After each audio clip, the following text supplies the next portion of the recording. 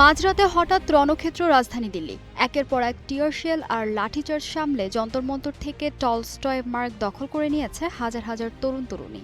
একদিকে লাঠি ও tear shell, অন্যদিকে সুপ্রিম কোর্টে জরুরি আবেদনের ধাক্কা। সব সামলে চতুর্থ দিনে গড়ালেও অচল দিল্লিতে এখনও অনড় হাজার হাজার শিক্ষার্থী।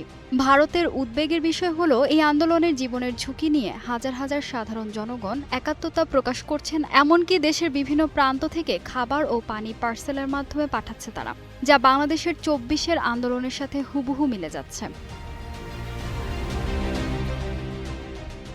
আন্দোলন যখন দেশজুড়ে ছড়াচ্ছে, ঠিক তখনই সরাসরি কঠোর পদক্ষেপের হুমকি দিয়েছে দিল্লি বিশ্ববিদ্যালয় কর্তৃপক্ষ।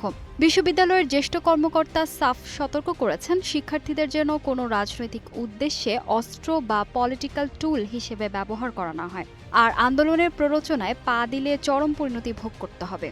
বিশ্ববিদ্যালয়ের অফিসিয়াল বার্তায় দাবি করা হয়, শিক্ষার্থীদের ভয় ও ক্ষোভকে একটি স্বার্থান্বেষী গোষ্ঠী কাজে লাগাচ্ছে।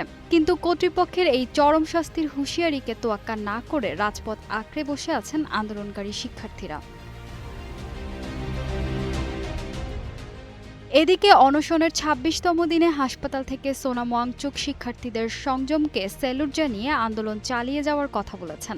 আর পরিস্থিতি জটিল হতে দেখে সোশ্যাল মিডিয়ায় ফাস্ট ট্র্যাক কোর্টে অপরাধীদের বিচারের আশ্বাস দিয়েছেন প্রধানমন্ত্রী নরেন্দ্র মোদী। তবে শিক্ষামন্ত্রীর পদত্যাগ না হওয়া পর্যন্ত আন্দোলন থেকে সরবেন না বলে অনড় আন্দোলনকারীরা। শুধুমাত্র দিল্লিই নয়, নিট পরীক্ষার প্রশ্নপত্র ফাঁস ও অন্তত ২০ জন পরীক্ষার্থীর আত্মহত্যার দায়ে শিক্ষামন্ত্রী ধর্মেন্দ্র প্রধানের পদত্যাগের এই লড়াই এখন ছড়িয়ে পড়েছে সারা ভারতে। বিহারের পাটনায় জলকামান আর লাঠিচার্জ সামলেছে ছাত্ররা। মুম্বাই, কলকাতা, গুজরাট এবং তামিলনাড়ুতেও চলছে টানা বিক্ষোভ। সব ভুলে এবার দলে দলে জড়ো হয়েছেন শিখ, মুসলিম, গুজরাটি, মারাঠি সহ দেশের বিভিন্ন সম্প্রদায়ের হাজার হাজার মানুষ।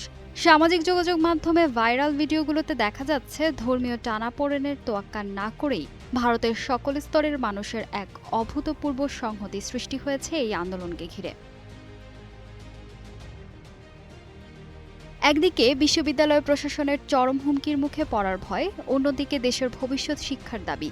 সব মিলিয়ে এই লড়াই শেষ পর্যন্ত ভারতের রাজনীতিকে কোন মোড়ে দাঁড় করায়, এখন সেটাই দেখার বিষয়। ফাহিমা সুরভি, নিউজ ডেস্ক, গ্লোবাল টেলিভিশন।